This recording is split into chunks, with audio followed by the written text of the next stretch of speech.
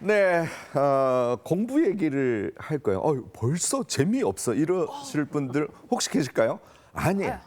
제 얘기는 엄청 재밌습니다. 엄청 재밌어요. 자, 여기서부터 시작해볼게요. 질문부터 해볼게요. 여러분들 고등학교 때 한 것처럼 엄청 열심히 공부하고 싶어요? 싫어요? 싫어요. 네, 저도 싫어요. 지긋지긋한 공부였죠. 왜냐하면 이게 이유가 있습니다. 이걸 정확하게 우리가 알아야 돼요. 우리가 그때 공부한 거는 점수를 잘만 받기 위한 공부였잖아요. 해도 생활에는 큰 도움이 되지 않아요. 이게 아무짝에도 쓸모없는 공부를 한 게 우리의 무의식에 박혀 있으니까 공부 그러면 싫은 겁니다. 그런데요, 제가 다른 예를 들어볼게요. 재테크 공부를 해요. 한국 경제의 흐름을 공부해요. 재테크 여러 가지 방법이 있는데 그 구체적인 내용에 대해서 내가 공부를 시작을 했어요. 1년 열심히 했더니 돈이 막 벌리기 시작했어요. 여러분들 공부할 거예요, 안 할 거예요?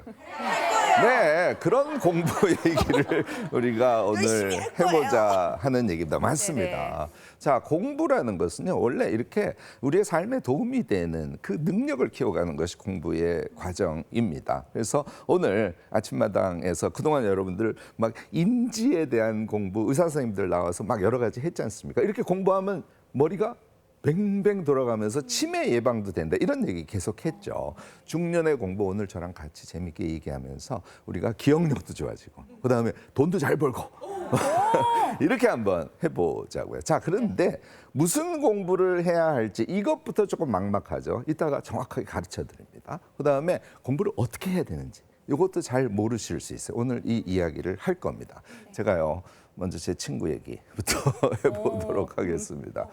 공부도 잘했고요. 대학도 좋은 대학 가서 은행에 취직을 해서 열심히 은행원으로 살았어요. 지점장까지 하고 퇴임을 했습니다. 잘 살았죠. 이 친구가 나오면서 호언장담을. 나 이제 무조건 놀고 살 거야. 그럴 수 있어요. 저도 이해합니다. 그런데 1년 반을 정말 신나게 놀더라고요. 자, 여러분들. 저 친구가 1년 반 논 다음에 어떤 현상이 생겼을까요? 더 놀아야지.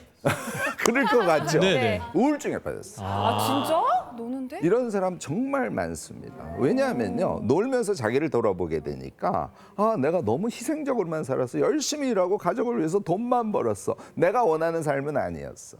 자, 은행원으로 자기가 퇴임을 하고 나니까 이제 새 인생을 멋지게 살고 싶은 욕망이 내면에는 있어요. 그런데 할 줄 아는 게 은행 업무밖에 없어요. 무능감 이런 걸 느끼는 거죠. 오히려 열심히 살아왔는데 일이 나를 지탱해 왔고 일을 놓고 나니 나는 의미가 없구나 이렇게 느낀다는 거잖아요. 아니 근데 저희 같은 여자들 경우에는 육아휴직이 약간 그래요. 내가 도대체 뭐 하고 있나, 애만 키우고 있나 이러다가 다시 일하고 싶다 그렇게 복직하는 경우가 많아요. 사실 어머니들도 빈둥지 돼서 아이들 다 오. 키워 보내고 나면 이런 무기력감에 시달리실 수 있겠어요. 네, 맞습니다. 한국에 그런 분들이 너무 많아서 제가 나온 거예요. 이제 공부하면 조금 해결될 수 있습니다. 맞습니다. 우리가 육아를 하고 아이들 키우고 해서 엄청 힘들었죠. 1년, 반년 이 정도는 쉬어줘야 돼요. 1년 반 아까 안 됐죠. 6개월, 1년만 쉬세요. 팍 놀자고요. 그거는 좋은데 그다음에 이제 우리가 100세 시대 얘기 주로 많이 하지 않습니까? 이건 다 이해하고 있어요. 우리가 50대면 35년 60대라도 30년은 청년처럼 살아갈 수 있는 거지 않습니까? 그거에 대한 적극적인 준비를 하는 거는 당연히 우리에게 필요한 것이다. 여러분들 다 아실 겁니다. 아침마당에서도 여러 번 이 문제는 얘기를 해주셨어요. 자, 우리가 현재의 50대, 60대가 어떤 나이인지를 한번 같이 먼저 좀 체크를 해볼 필요가 있어요. 이거 되게 중요한데 대충은 아는데 체크는 안 하시는 거예요. 어떤 나이? 퇴임을 했어요. 뭐가 주어져? 시간. 애들이 다 컸어요. 나를 힘들게 하는 요소가 전혀 없어. 나한테 시간이 엄청 많아. 이게 굉장히 중요한 변화입니다. 또 하나, 우리 어릴 때 계속 잔소리 들으면서 컸죠. 네, 이거 해라 저거 해라. 또 주변에서 바라는 그런 삶을 살려고 굉장히 노력을 해왔어요. 근데 5, 60대가 되면 관심들이 없어 나한테. 무슨 얘기냐면 자기 결정권이라 그래요. 우리가 인생을 살아갈 때 자기 결정권이 우리에게 주어지는 것도. 저도 어릴 때 엄마가 공부해라 열심히 공부했어요. 우리 집은 또 이상하게 교수 되라 뭐 사실 좋은 가르침이죠. 그래서 교수 됐어요. 그런데요, 그게 제 인생이 아니어서 엄마의 인생을 산 거죠. 제가 60이 돼서 너튜브 시작하고요. 대중교육 시작하고 완전히 새로운 삶을 살기 시작합니다. 지금 제가 작은 회사이지만 주식회사의 대표이사. 와. 돈도 많이 벌어요.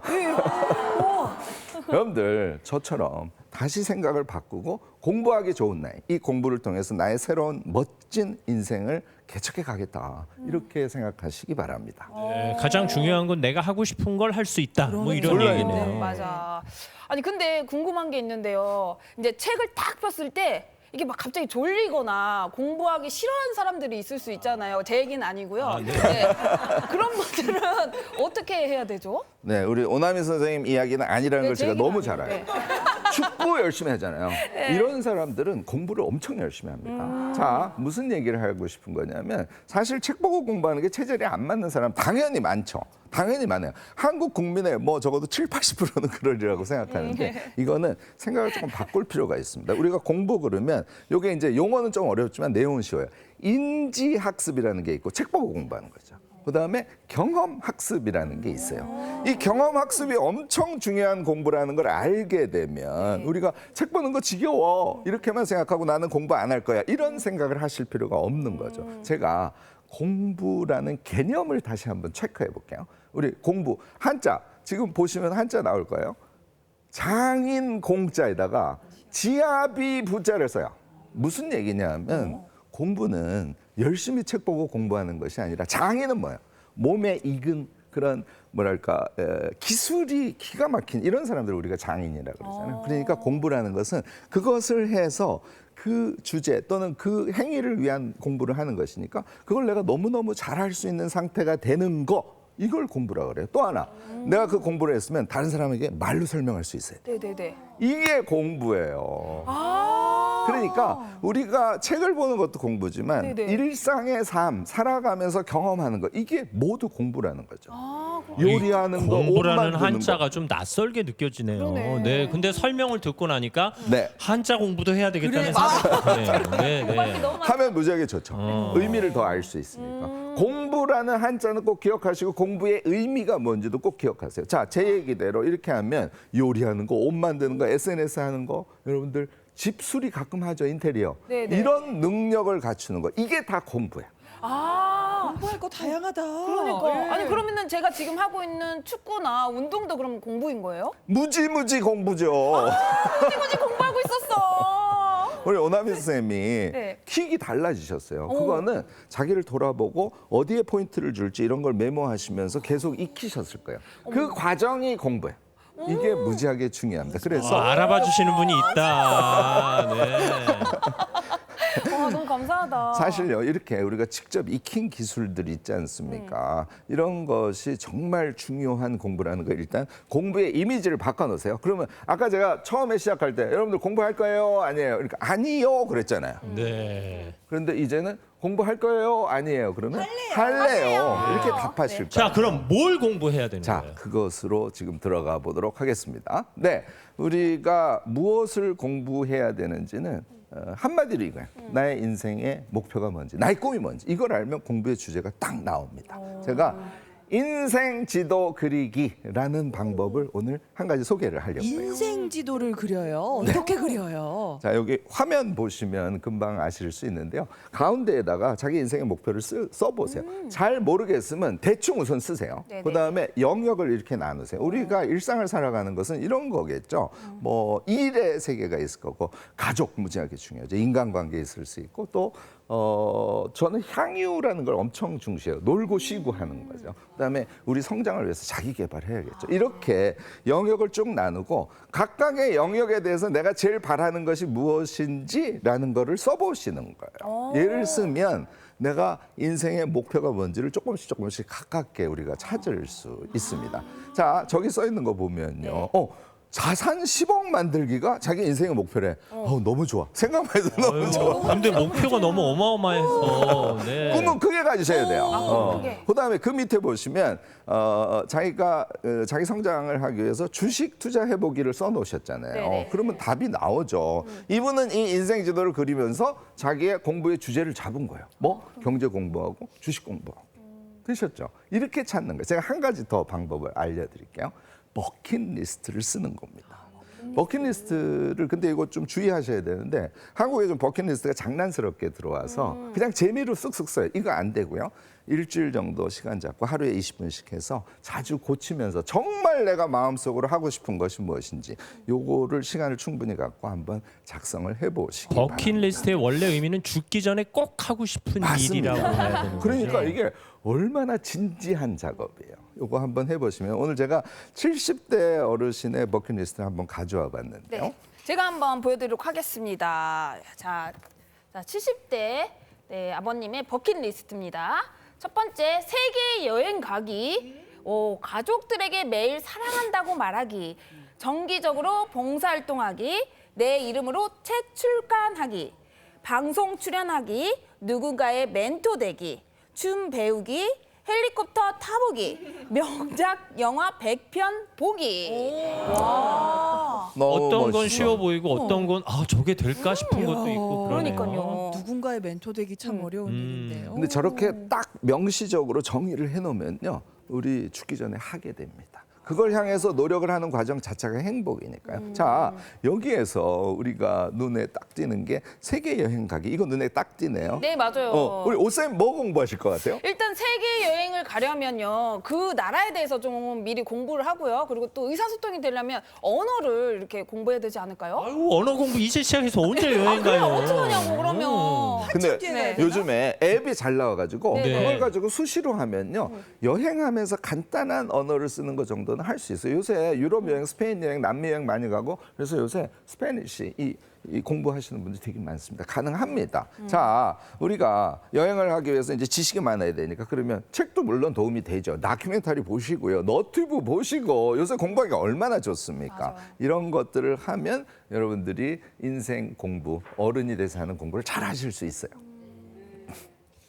네, 어쨌든 목표를 세워서 그 목표에 맞는 이 목표를 이루기 위해 필요한 공부부터 차근차근 해나가자 이런 말씀입니다. 네, 맞습니다. 근데 사실 나이가 들면서 이게 점점 공부하는 게 어렵거든요. 그래서 제가 지난주에 자격증 2개나 땄다고 네, 네. 네, 자랑을 하고 맞아. 갔어요. 그러니까. 근데 사실 그때 땄을 때가 굉장히 리즈 시절이고 젊었을 때 딴 거거든요. 아니, 지금도 아유, 젊으신데요. 아니에요. 근데 지금은 와, 뭐 기억도 가물가물하고 뭔가 이렇게 할 때 막 잘 까먹고 막 그러거든요. 근데 여기에 계신 우리 어머님들도 저랑 좀 비슷할 것 같아요. 맞죠?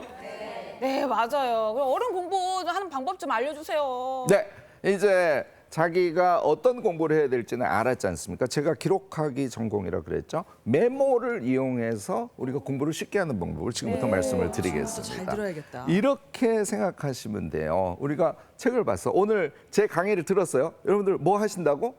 메모. 메모. 메모를 하면 얘가 메모를 하는 과정에서 뇌에 팍 각인이 됩니다. 요거 하나 기억을 해두시고요. 자, 그런데 주의할 점이 있어요. 생각을 안 하고 메모하면 말짱 도루묵입니다. 그러니까 제 강의를 쭉 들었어요. 오늘 15분 정도 들었어요. 그다음에 생각을 해보는 거야. 김익환 교수가 이 얘기하고 저 얘기하고 저 얘기했지. 얘를 메모하는 거예요. 메모라는 것은 네. 속기사처럼 쓰는 게 아니라 생각하고 쓰는 걸 메모라고 합니다. 이거를 평상시에 해두시면 여러분들 뇌회로가 뻥 뚫려가지고 우리가 경험 지식으로 여기일 수도 있고 여기일 수도 있죠. 여기에 있는 것을 여러분들이 쫙쫙 끄집어내면서 멋지게 공부를 해낼 수 있어요. 지금 어머니들도 오늘따라 몇 분 메모하시는 분이 계시네요. 왜 평소에 안 하던 걸 하고 그러세요? 기록학자님이 네. 나오시니까 준비를 하셨어야 근데 이게 돼요. 단순히 받아 쓰는 게 아니라 내 삶에 적용할 수 있는 걸 생각하고 그걸 기록해놔라. 네. 네. 그러니까 제 강의를 듣고 그런 얘기였어 하고 쓰시는 거죠. 요거 제가 이제 생각의 이음이라고 하는데 지금 아나운서님 말씀하신 그대로예요. 그래서 쭉 생각을 하고 쭉쭉 써. 그러면 우리가 뭐가 생기냐면 생각력이라 그래요. 생각력이 생깁니다. 생각하는 힘이 생긴다는 그렇습니다. 거예요. 제가 한 가지 더 추천을 드리면 요거 이제 제가 한 줄 일상 기록이라고 그러는데 시간 쓰고 뭐 했는지를 쓰는 거예요. 하루 종일 쓰는 거예요. 하루 종일요? 이게 엄청나요. 자, 예를 들어서 여기에 지금 보시면 9시 10분에 우라통 설거지. 11시에 수필집 30쪽. 이렇게 썼어요. 요거만 쓰시면 돼요. 네. 자, 이게 뭐가 도움이 돼요? 자, 이제부터 생각해 보자고요. 점심시간이 됐어. 내가 점심을 먹으러 가야 돼. 아침부터 쭉 썼어요. 걔를 영화 보듯이 돌려보는 거예요. 저녁 먹으러 갈 때 계속 썼습니다. 쓴 걸 슬쩍 보고 영화 보듯이 돌려봐요. 자기 전에 또 돌려봐요. 자, 이거 하루에 3번씩 하면 여러분들 1년에 몇 번 영화를 본다고? 1000번. 1000번. 맞아요. 1000번 계속 생각을 자기가 돌려봤어. 메모한 것을 염두에 두고 돌려봐서 어떻게 생각력이 비약적으로 성장하지 않겠어요.